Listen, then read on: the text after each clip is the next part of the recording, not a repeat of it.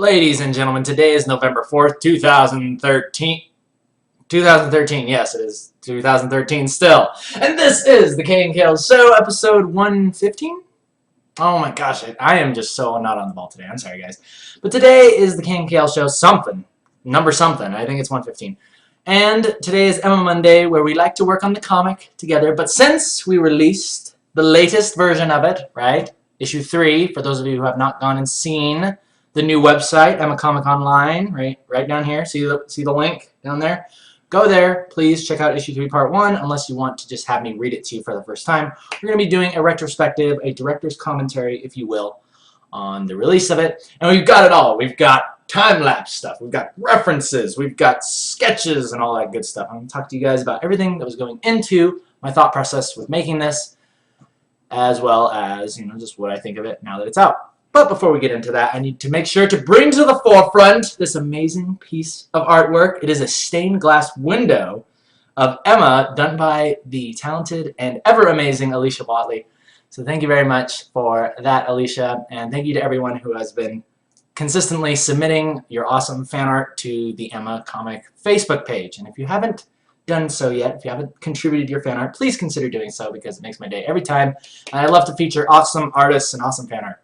Alrighty, people. All that out of the way. Let's go ahead and jump into this. Alright. So, basically what I'm going to be doing is I'm going to be talking just about my thought process with going into these pages, as well as showing you the beginning sketches of each of them, much like the teaser that you saw on the Facebook, right? So I'm going to talk to you guys about all the things that went into just creating this, as well as sketches like this, okay? So let's start with page 1. Now, a big thing that I wanted to do going into issue 3 was I kind of harkened back. I kind of just took a look at everything that we had done so far with issue 1 and issue 2. And there was something that I did in issue 1 that I wanted to see done again. And that was just laying out these panels at the beginning where they were just completely silent. There was no words, there was no dialogue, it was just blank pictures. And then, sometimes that's a really good time to put in credits and stuff. Think of it as like an opening sequence of a movie, and just like the trailer music, or the music is running and you see the credits and all that stuff happening. So I was like, alright, cool, we're going to do that. So you can see, basically, I just laid these things out. And also, guys, I want to talk to you about reference. Talk to you guys about some awesome reference. And recently, my dad and my stepmom were actually models for a Harley-Davidson commercial. And when they showed me some of this footage of these motorcycles, look, check this out. This is one of the stills from the commercial. And I saw this, and I was like, oh my gosh, like, look at how simple the composition of this piece is. And yet, you know exactly what that is, like what's happening there. And I was like, oh, I've got to have a shot like that. So you can see, basically, that was my inspiration for the first panel. And that was what brought us to right here. See that? It's basically the same exact layout, same thing, same simplicity. Just kind of tweak the colors a little bit, because we don't want to like blatantly plagiarize everything, right? I mean, I'm not just taking the photo and just like slapping it on there.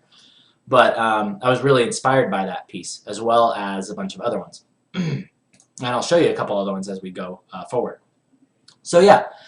This was really inspiring. Just a lot of the shots that they got for this commercial were really awesome, and I decided that I wanted to take a couple of those.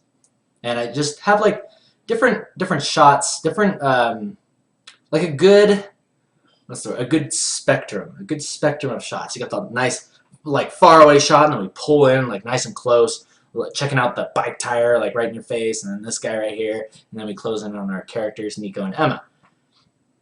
And let me make sure. Okay, no spam going on over here. No spam in the chat about the mic going off or anything. Not that you guys spam me, but you guys spam me when the mic is not going. But you know what I'm saying.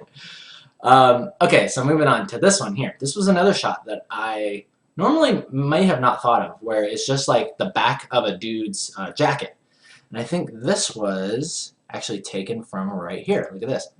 This is another shot from the commercial that they were in. I saw this, I'm like, oh, that's so clean, it's so simple. And it's like, okay, yeah, I can just kind of silhouette the bike, because it's, it's the moonlight and everything. And I just like the back of this guy's jacket, and then the face in the mirror. That was another really cool touch that I thought was cool.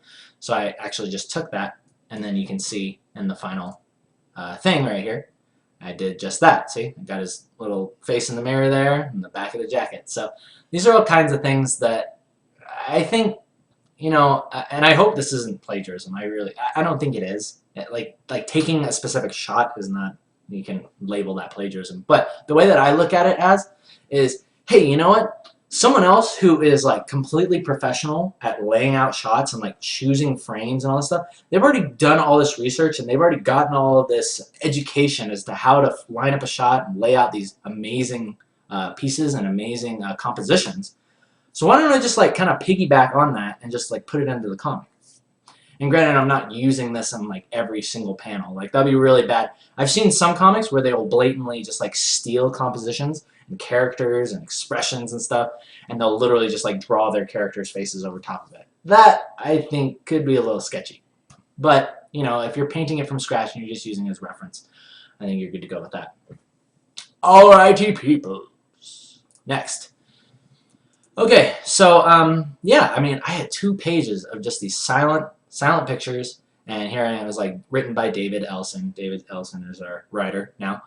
And I was super excited. I was like, yes, I could just see it. Like the title's just going there. It looked really good. In fact, I was thinking about having David on the call with me today, or just on the show. One of these times I got to have David back on the show. He lives in California, and as you know, I've moved to Utah, so we have to set up Skype. I think I've only done like 1 Skype thing on the show so far, so I need to get a little bit more practice with that. But yeah, if you guys are interested in having David on the show, I'll be more than happy to have him accompany me, have a duo cast, co-cast, talking about our thought processes going into this. Because a lot of these things, a lot of these ideas were David's. A lot of the writing and just the general layout of the comic, this was all David's idea. And speaking of that, going on to the Outpost, like the Outpost was never even going to exist. Like I don't even know exactly what I was planning on, but the Outpost, this whole entire scene, or that they drive up to the outpost and they look the guys in the face and the guy's asking for the password and they have to sing I'm a Little Teapot. Like that was not even going to be part of the story. But David called me up this one day and he's like, Keenan, I think we should really have this thing in the story. And at first, and I've said this before, like sometimes David throws out these ideas and I'm like, I don't know if that's going to be a good idea. It sounds way too cheesy, it sounds way too hokey. I don't think it's going to work. Right? But as soon as like I kind of embrace it, as soon as I was just like, well, let's just try it. Let's just see how it works. It ends up being like one of the best ideas that could have happened to the comic so far. So yeah, so I tell David now, it's like if I ever have like a thought, or if I ever think that an idea from David is kind of like, it's kind of weird, or I don't know about that, it's probably going to be a good idea, so we should just go for it.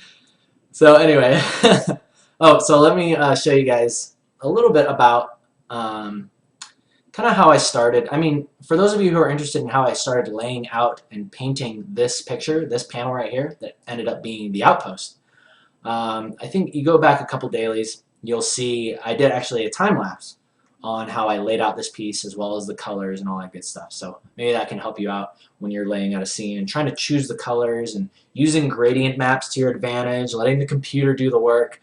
I love stuff like that. So I was really happy with how this turned out. I was really, really excited and just thrilled with how the environments and the establishing shots, which I normally kind of cringe at the thought of, like drawing all this detail, like, oh, this shipping container and these dudes in this little thing up here, and then this guy's like kicking back and got his feet up on the broken window of the bus, and then the cast shadows. I mean, there's so much detail and stuff that has to go into these. But again, once you just kind of embrace that that is what needs to be done, and you have fun with it, and you take pride in it, I really think that it shows. It really does show in your final work, and I'm really super happy with what's going on here.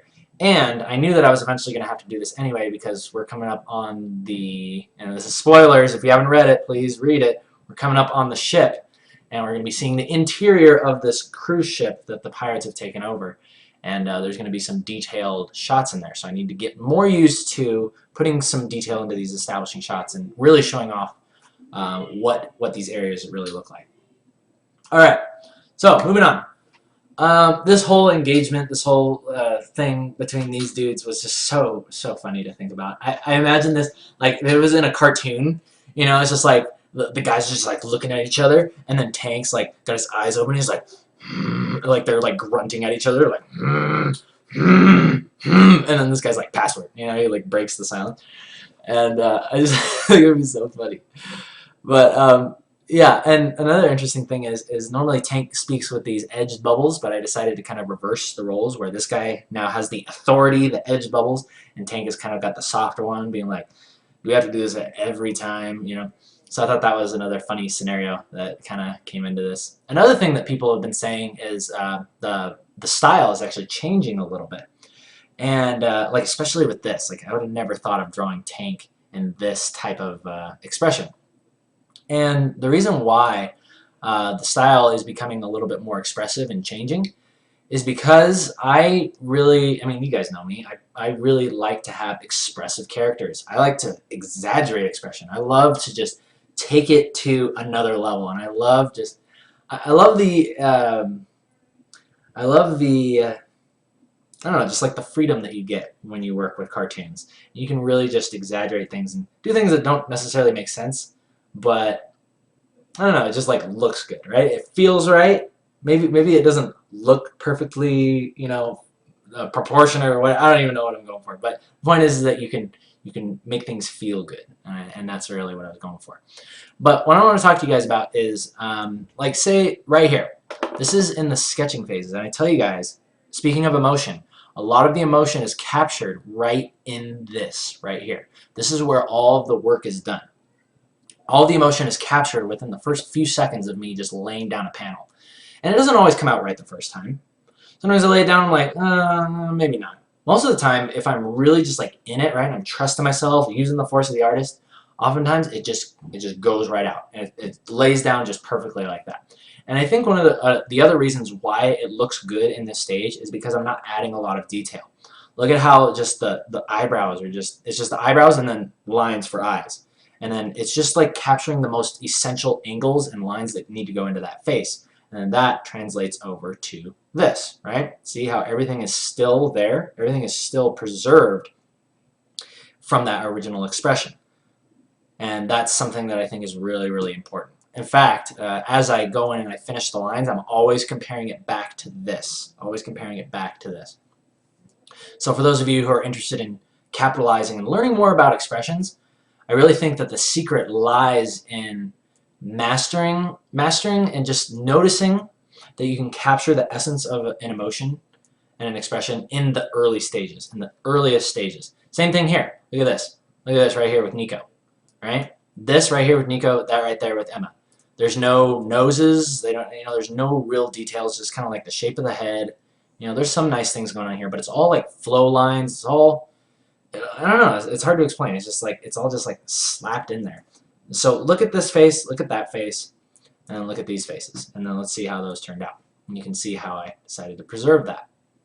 All right, see? So that same flow is kind of like happening. There's like a flow that's going right through Nico's body, like from his neck right up to his head.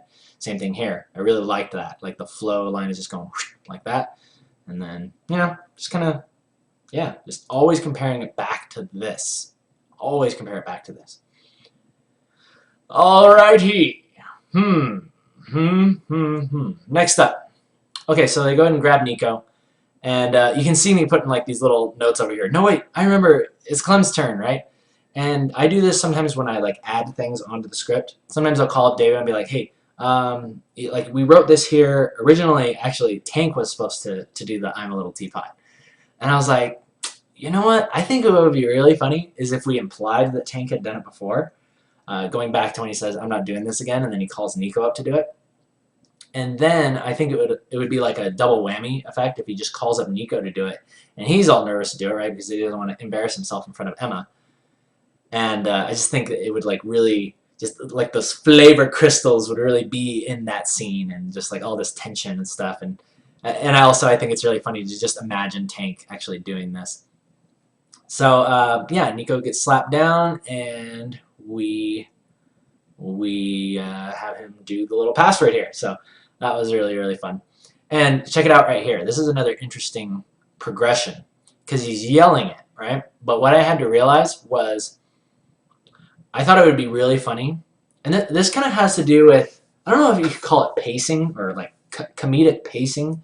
I guess that's probably the best phrase that I could come up with.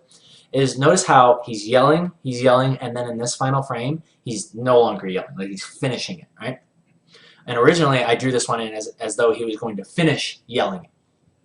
But the way that I saw it working better with the pacing is that you have all this energy happening right here, right? And then he finishes the password, and then you have this second outburst of laughter and energy, right? So instead of going like high energy, high energy, high energy over here, and then it goes straight into that, it's like it goes up and then down and then back up again. So I think that was kind of nice. I don't know, maybe that's just my way of looking at it, but I liked it. Now let's talk about how that got finished up. One of the things that I've started to do with this comic, and thanks to other amazing comic book artists out there, you know, just doing their own thing, I've realized now that I can get away with changing the backgrounds, you know, to suit what is happening, and it won't look out of place. Like for here, like it's like a splash of green paint on top of a purple background.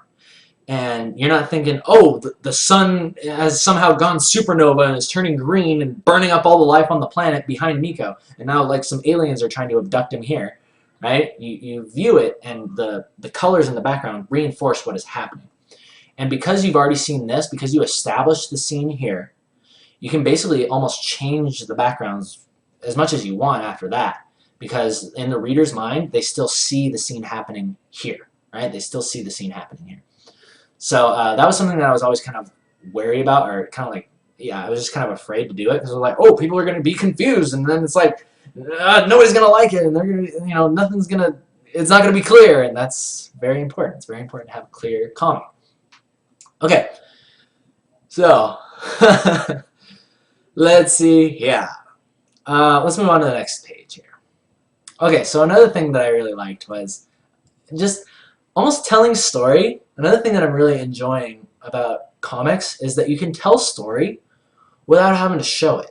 You can tell story without ever having to show it. And that is basically demonstrated in this panel right here, where the guy is saying, ha, you know, oh, that was okay. I still think Jimmy does it better. This is implying that the guy that Tank just headbutted into oblivion, you know, used to say the password as well. But the guy doesn't know that Jimmy's dead as well, so that's kind of funny. Or in a dark kind of way, if you're into that. But, and this line is another example of something that was added in. And I am not the genius behind these dialogue, you know, additions or whatever. Actually, when I put these things out, or like a couple times actually, the 2 times I've put these out, I've had my friend Colton Kresser, who is also the guy who did the filming of KNKL episode number 100. He comes over and he hangs out with me while I'm doing the final dialogue, and he'll just come up with like the craziest stuff, like the funniest stuff, and he's so good at it. He's so good at coming up with this dialogue. So he's the one that comes up with stuff like this. You know, Jimmy does it better. I was like, that's so funny. Like, we have to have that in there. And I would have never thought of that. So I think another interesting thing that I'm starting to notice as I go forward with this project is the power of kind of just allowing the right people to come in and help you with your project, right? The right people just show up. You don't even have to go look for them. People are going to show up that want to help you, and the right people will really make themselves known, and it'll just be like they're there and they're just waiting to help. And like I can't express how grateful I am for everybody who has already started to do that and is continuing to do that. So anyway, that was just my little Thanksgiving thing. We're in November. It's time for some Thanksgiving. You know what I mean? Mashed potatoes, turkey, just warming you up for the cranberry sauce. All right. So I was super excited about this whole scene here because I had to also figure out, like, oh, well, Emma's going to be laughing here, and wouldn't that be funny if when Emma laughs, she's kind of taken back into her fantasy world, like she's kind of like stern and kind of ticked off. She doesn't like Nico at all, right? But then he makes her laugh, and then she instantly goes back into her little fantasy world, and she becomes innocent, happy, you know, fun-loving Emma, and then she kind of starts to develop a crush on Nico, right, when she's in this state. And I thought that would be really, really funny. So, and it gave us another chance to demonstrate the differences between the 2 worlds here. And this is another thing that I'm starting to notice, is that when you are trying to make a point make a point that is pivotal on the story. Pivotal, is that the right word? Pivotal on the story. You must make it absolutely in the reader's face. You must put it up to the reader's face and say, look at this. This is what is happening. Right? And I probably could have even made it even more obvious right here. But it's literally night and day. Night and day. So I'm hoping people at this point, and some people have already grasped this, but there's a couple people that don't quite exactly get that Emma is functioning between two realities just quite yet. So I'm really trying to kind of kick that up and make sure that that is very clear, because I think it's a very important part about the comic. So, you make a lovely teapot. That was another thing. Cresser came up with that one. Colton came up with that one. He's just so funny, man. So funny. Oh, man. Okay. So, and then again, showing like this portal thing. Oh, this is another challenge that I've been kind of realizing that I need to take care of.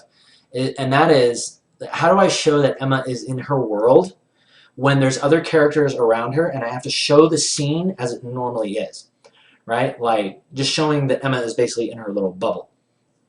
And the way that I decided I was going to do that was just by kind of having like this little halo effect, right? So, yeah, it's basically just like this halo around Emma's head, and it's like a bubble. It's like a, I don't know, like a space mask or a space suit. I don't know what you want to call it, but it's like a bubble that goes around her head. And you can see it here too. This is me kind of trying to simplify it. Some people said this looked like the moon with the clouds in front of it. But I'm hoping that, like, I really want to do it as like a halo. Maybe I could kind of take that and put it in front of her hair so it would really look like it's like right around her head. But this is kind of the way that I'm experimenting with showing that Emma is in her world still. She's just like got this halo around her with some clouds on it, and then the rest of the scenery can be as it normally is, but we know that Emma is seeing it as her world. So, yeah, so Emma jumps on with Nico. Oh, this is another thing that I thought was really important. It's like, up till now, Emma and Nico don't even know each other's names. They haven't even introduced themselves to one another. And I was like, yeah, maybe they, there's something somewhere in there. He's like, oh yeah, by the way, I'm Nico. But I think that that's a very important scene that you want to make sure. Again, you can't leave important scenes like that up to the reader and be like, oh, all of a sudden they know each other's names? Like if she was to be like, oh, I liked it, Nico. You'd be like, what? Wait, when did she learn his name? And then he's calling her Emma. He doesn't know that she's Emma. Like, when have they even talked about this? So I thought this was a very important scene that needed to be shown. So, anyway, Emma and Nico introduce themselves. Everything's good. Everything's peachy keen. And then we move on to the final picture. The final page. And this, ladies and gentlemen, is one of the... This is a picture that I've been wanting to draw for so long. It has been inside of me, just wanting to burst out like an alien. And it finally came to be right here. And originally the ship, when we first talked about, oh, they're like biker pirates, right? They got like these motorcycles and stuff, but then they got this ship, right? And we were gonna think that this thing was gonna come in way later, right? Way later they'd go to the ship, or they'd find out about the ship. But I was just so excited about it, and it just felt right to go straight to it, because A is like, this is a freaking cruise ship that the pirates have commandeered, and they've like changed it up, like they made it look all scary and crazy.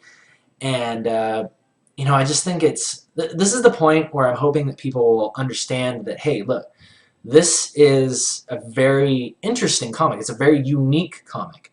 It's not just about zombies. It's about this girl, and then she has like this like bipolar thing, living in two worlds, and there's these biker pirates, and they got this ship thing, and there's like the whole lifestyle and everything that's gonna be going on in there. We're gonna find out, how these guys live, and they're gonna be sailing places, and it's gonna be really, really fun. And I think that this is gonna help start to set the comic apart from many other comics, many other just regular old, zombie comics and all this stuff.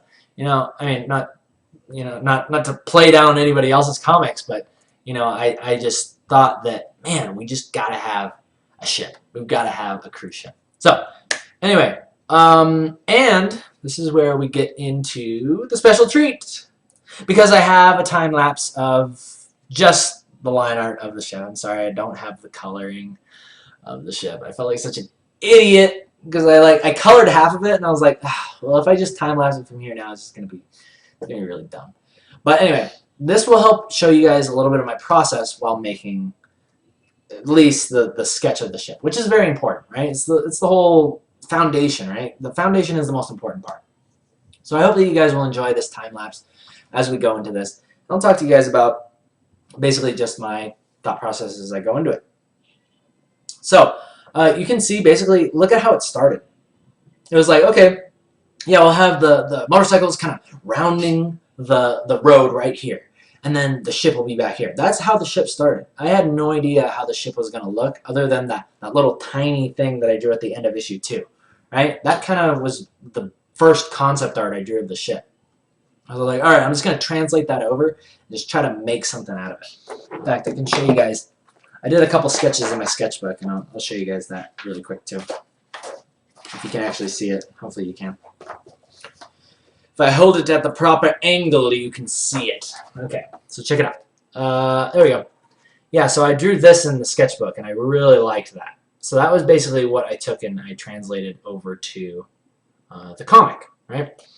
And I like working in my sketchbook while I'm doing designs because I feel like it's, I don't know, just, well, specific designs. I just feel like it's a lot more natural and easier to come up with shapes, and you just have that control of having the pencil in your hand. It's right on the paper. And there's less, I don't know, there's just less guessing involved, and it's just more accurate. It's more accurate. That's what I'm trying to get at. More accurate, more gooder, more gooder. All right, so you guys can see basically what I really liked about this was that I laid in these lines, and these are basically the perspective lines that guided me to create the ship. And I was just looking at my sketchbook as I was drawing this. So it was really, really easy to basically transpose that to the final thing here. And, oh, let me talk about or do I have the actual reference that I used for the ship? I have it here somewhere. Let me pull it up if I can find it. Here we go. I'll show you guys exactly what I used for the reference of the ship. So check this out. Okay, so that was the reference of the ship. And that's basically it. It's like, okay, so I got this little bow thing here. It looks like the captain's quarters. Got this little thing that kind of sticks off the edge there. And then you got this thing back here. Pool's probably here. They got the little exhaust pipe, whatever going on there. This was the basis of the ship. And then I just kind of used that, built on top of it, and I was like, hey, if these guys were pirates and they had, years to make this thing and do exactly what they wanted it to, what would this thing look like? What would this new cruise ship look like, modified by these biker pirates? So, yeah, that was a really, really fun thing to do. And having the reference really helped me kind of clue in on just like the shape, especially up here with the nose. Like, notice how I drew these lines in? This helped to remind me that it kind of comes down and then it does one of these things where it goes in and then it kind of comes to a point as it enters the water. And I think that was a really important detail to have. Again, just having details like that really helps to sell the authenticity and the believability of whatever you're trying to show, right? Whatever you're trying to communicate. So I highly recommend having proper references as you're drawing, especially with structures. I'm not the best at structures. I've never drawn a cruise ship in my life. So it's like, okay, I better know kind of what I'm doing, and like you can see these little perspective lines. I drew these other little perspective lines in there to help me. And this came in handy because, once again, I read the book on perspective for comic book artists, which is an awesome book. I highly recommend you guys go check it out. I don't know if I have it here. Oh, yeah, there it is. Check it out, guys. Perspective for Comic Book Artists by David Chelsea. It's an amazing book. Let me see if I can actually get it bigger for you. Yeah, this really helped me out with learning perspective. And you guys can go check this out at Barnes & Noble. It's really, really awesome. It teaches you, like, the proper way to do it. And then it kind of, like, once you know all the fundamentals and, like, all the detailed stuff that goes into it, you can kind of be like, oh, okay, well, I get how that works now, and you can kind of simplify it and kind of cheat it a little bit, right? That's what we like doing over here. We like cheating. We like taking the shortcut, right? But still getting a good result at the end. Because in the industry, that's what it's all about, right? They don't care how you get to it. All they care about is that you just do it fast. Do it fast and make it look good. So, anyway, I mean, that's my take on it. That might be kind of a bad thing to say, but anyway. So moving on over here. You guys are saying the funniest things over the chat. You guys are funny. Alicia's saying, when we meet, we shall greet each other with Neen. Neen! Yes. Neen, for those of you curious about, yeah, I don't know. That's a whole side story. That takes forever to explain. All you have to know is neen. Neen is the word of the day. Just remember neen, and you'll be happy. All right. So, another thing that I really liked was I was like, okay, I gotta make this thing look like a pirate cruise ship. But how do I do that? Because I can't put sails on it. Because it's like they wouldn't be able to. Like, you couldn't get enough wind in these sails to move like whatever 1,000-ton cruise ship. I don't know like how much these things weigh, but anyway, whatever. You couldn't get enough wind in those sails to move this thing. So I was like, okay, what else makes a pirate ship? Okay, obviously the flags. I was like, but it needs something else. What does it need? I'm like, oh, the rope ladders, the rope things on the side. And as soon as I put those on, I was like, it's a pirate ship. It's a pirate ship right there, pirate cruise ship. It is a luxurious pirate adventure. And one day I will open up my own cruise line and I'll call it Pirate Adventure, or Luxury of the Marauders, right? We'll call it Luxury of the Marauders. And it'll look like this. It'll have big holes in the front of it, so that way when you hit rough waters, it just lets all this water in. It sinks. You know, that's part of the adventure. It's part of the risk and excitement of the ride, right? You don't know if you're gonna get out alive. And yeah, we're just gonna have a good time with that. So anyway, as we finish up this time lapse, guys, I'm going to ask any questions that you have. Please catapult them over the castle walls. And we're gonna end today's daily. And in the meantime, I'm just gonna finish this thing up. We got about a minute left on this time lapse, and I'll just tell you about basically what I'm thinking about here. And then we'll go back and take one last look at the final piece here. So I'm about done with the pirate ship, as you can see here, and what I'm doing next is, again, just laying in values. Oh, and the other thing I want to talk to you guys about is notice how I'm not painting this picture with color. I'm painting it all black and white first. And then I move on to colors. I place the colors behind it, right? This is something that I talk about all the time. You know, I talk about the animation cell technique. You create the picture in black and white, lay the colors behind it, color, like add in some lights and stuff like that, and then paint over it. That's when you go to the overpainting layer, or the overpainting layer. But figure out all your values. Make sure the picture is clear in the beginning. Use your grays, and it's so much more free to just play with shapes and create. Look, I'm drawing motorcycles by just drawing the silhouettes. You don't have to know how to draw motorcycles to make a motorcycle. You just got to draw the outside shape. All right, so let's go ahead and look at this nice and close up. Okay, so yeah, once this was done, basically I did just that. I laid color behind the lines, and I darkened the lines, and I just created the picture kind of from behind the lines and then went over and painted over it. So it's kind of like a back, work on the back end first and then go to the front. And yeah, it was just a couple of the challenges and a couple of things that I really wanted to make sure were going to work was that this pirate ship looked like, it was big, right? That it was in the background, that they had to go, just over this hill and then kind of around here and then go up to it. And, I just wanted to look, nice and big. So, and, like the moonlight in there, that was another thing suggested by Colton. He's like, yeah, we should have the moon behind it, make it look all awesome. That worked really nice for this rim light effect that's going on right through here. Helps to really punch and accentuate that shape, that ominous shape. And it really helped here too, because it helped me to create this line over where the bikers are, right? It helps distinguish and separate them from the water right here. And working on water is so much fun to work with, because, I don't know, just laying in colors and just doing this little reflecty thing. Super fun, creates an awesome effect. And some things even happen by accident. Like this lighting on the trees right here that's happening behind this guy, like that was totally by accident. I was like, whoa, that looks really nice. And I just took those colors and just painted with those. I'm like, yes. And that's what you call happy accidents. Alrighty, people, we're going to move on to a couple questions and then we're going to end. Alright. Oh, and thank you, Navahawk,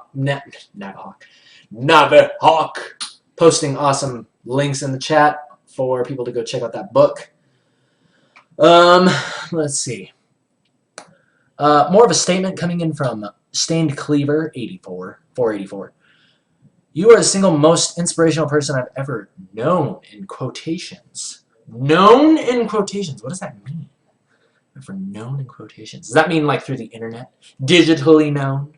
Because I know you too, right? I know you from the chat. You are the name in the chat. And I know you as well. And I thank you, Stained Cleaver. Thank you. Alright. Next question coming in from Simon. He's asking, I'm not quite sure about what kind of zombies they are, but the ship looks like it could ram through a giant one. Why, yes, it is a quite formidable ship, but we will just have to see what happens with it. Anyway. Alrighty, people. So we're going to go ahead and end today's show. Thank you for those awesome questions. And thank you for joining me live, as usual, on the KNKL stream, on Twitch. Those of you on YouTube, thumbs up if you like it, thumbs down if you don't. My name is Keenan Lafferty. You guys have a great Monday. I'll see you tomorrow for Tutorial Tuesday. Till then, you guys take care.